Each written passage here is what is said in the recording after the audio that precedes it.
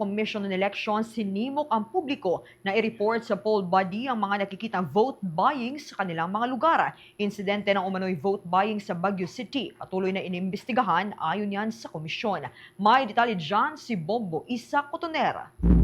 Nagpaalala ang Commission on Elections sa publiko na kung may makitang pagbebenta at pagbili ng mga boto sa kanilang mga lugar ay huwag mag-atubiling i-report agad ito sa komisyon upang maimbestigahan at maaksyonan ng Kontrabigay Committee. Tiniyak ng komite na iimbestigahan muna nila ang mga reports at hindi basta-basta papatawan ng kaso. Dagdag pa ni Kontrabigay Committee Commissioner in Charge Ernesto Maceda Jr. na mas mabuti kung may complainant para maimbestigahan agad, ngunit kung wala rin naman, ang komite na ang kikilos para makakalap ng mga ebidensya. Anya, kung makita nila sa mga social media ang mga litrato o videos ng ebidensya, maaaring magmotoproprio ang komite at magpapadala ng mga show cause orders para pagpaliwanagin. Kung mapatunayan ho namin, kung may complainant, mas mabuti. Kung wala, kami ho ang tutulong na rin para ma-establish at kung there's enough evidence, tulad nun, kung let's say laganap yung mga social media or video, kahit na walang mismo nagreklamo. Pag makita namin na sa social media,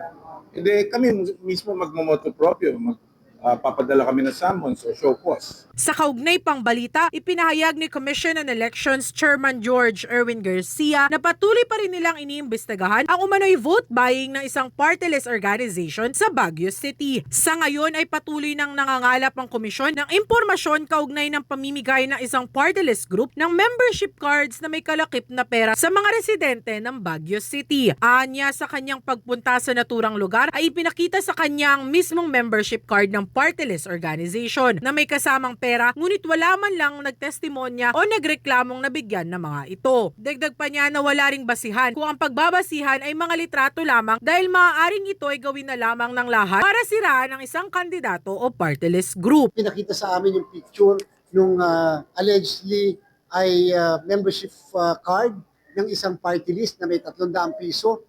Pero alam niyo po kasi, yun lang po yun eh.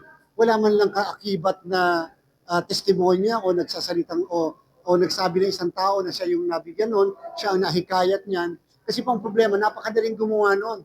Eh paano po kung lahat ng party list, 156 lahat sila, lagyan mo ng card lang. Pagkatapos may pera, i-disqualify ba namin dahil sa gano'n? We need other evidence. Yun po yung sinasabi natin. Isa lamang ito sa 4 na mga insidente ng vote buying na kasalukuyang iniimbestigahan ng Kontrabigay Committee ng poll body. Mula sa COMELEC Office Intramuros, Manila, Bombo Isa Cotoner para sa The Vote 2025 coverage ng Bombo Radio Philippines, the #1 and most trusted radio network in the country. Basta Radio, Bombo!